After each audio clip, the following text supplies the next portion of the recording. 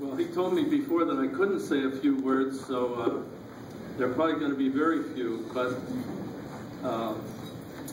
when I say to you that St. Matthew's is you, I mean that with all sincerity, because a pastor has certain responsibilities within the cultic community to teach and preach, but it's the fruits of that, however feeble it comes through, that the Spirit nurtures and creates a community of faith.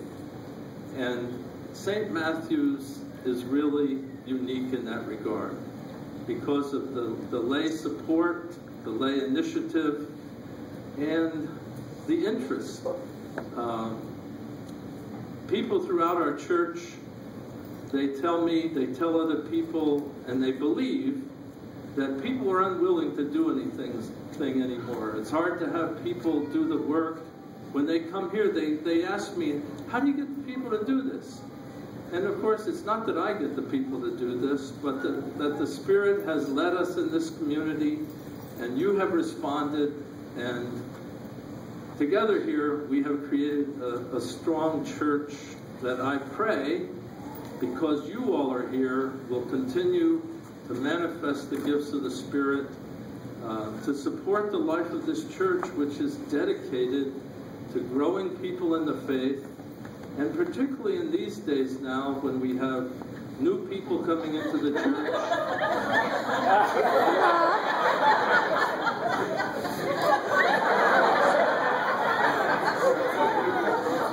You can't humiliate me.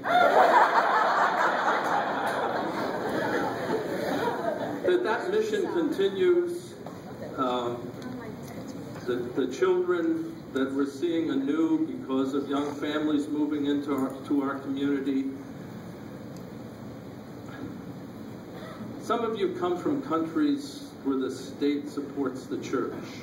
And in those countries, there isn't much church left. In this country, nobody else supports the church except the people of the church. And that's its strength. But because of that,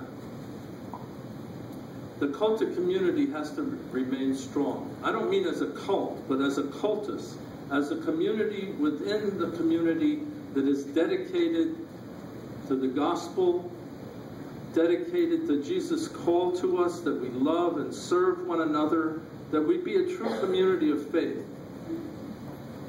One of my big foci over the years, the many years now, is that we grow in faith. We had people come in over the years that were coming from no church background, or they were coming from a background which church didn't mean too much, or we had people that were coming from strong relationships and a love for the church, and together we took on the cause of the church, to grow one another in faith. None of us arrives full-blown, and in a certain sense, at least for Lutherans, we don't get out full-blown either. But it's by the grace of God that we live, that we grow, and we serve. My big focus for myself and for you, really, and I've been thinking a lot about this lately, particularly now that my kids are on their own and I have some money. It's fairly recent, but nonetheless, I hope there's no regression.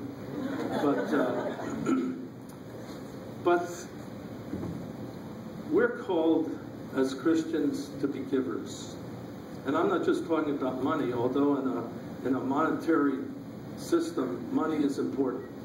As you know, it's important to you, it's important to everybody. But to grow as givers, to be outward-oriented. And one of the things that frustrates me is that we live in a country that celebrates celebrities, that celebrates people that have money, for whom it's easy to give money away. And that's what we hear about. But the fact of the matter is, most of the charitable money and works that occur in this country are from people like you.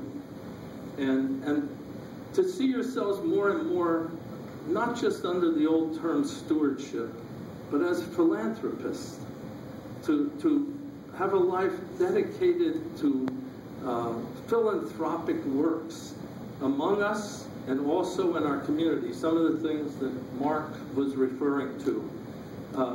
You have a reputation in this community.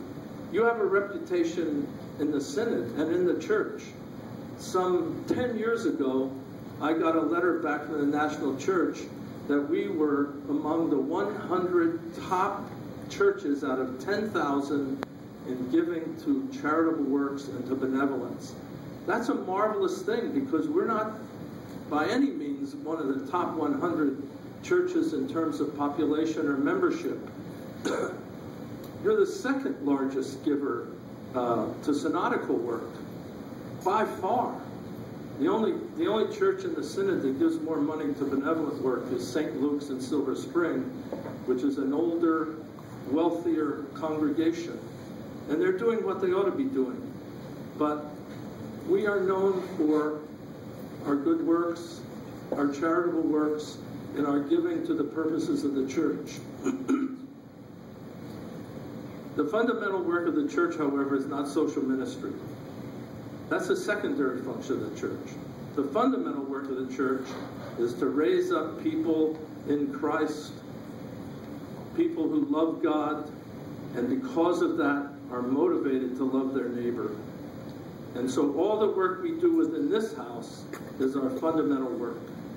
And as we have seen, when that work is done well and with the heart of Christ, it manifests itself in an outward service to our community for which you are known. And when people talk about St. Matthew's, they're not talking about me. They're talking about the congregation of the people that you are. And I thank you for that, because you've made me look good. It's true. You've made me look good. You do look good. There was a time I might have, but at any rate. As I said in the sermon this morning,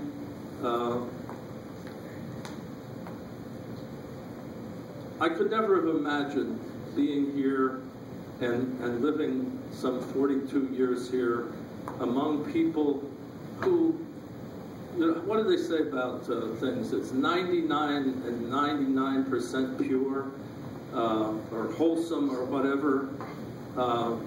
The love that has pervaded the congregation, that has enabled someone like me to work with the people for all these years. It would not have been possible had not the Spirit been dwelling here and dwelling richly in you, so that it has been a joy. And as I said this morning, the fact that my children are in church, that they love the church and they serve the church and they've caught the Spirit, is far more attributable to you than it is to me, because I didn't always do such a good job there.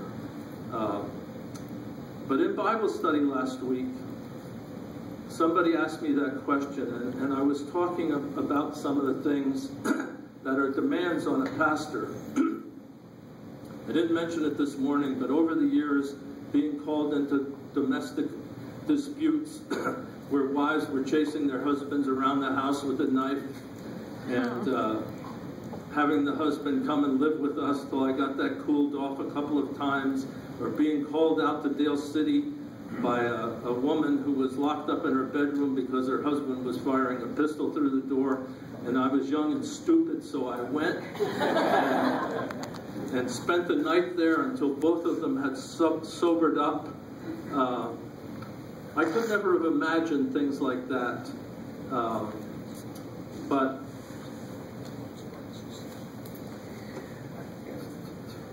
oh, thank you.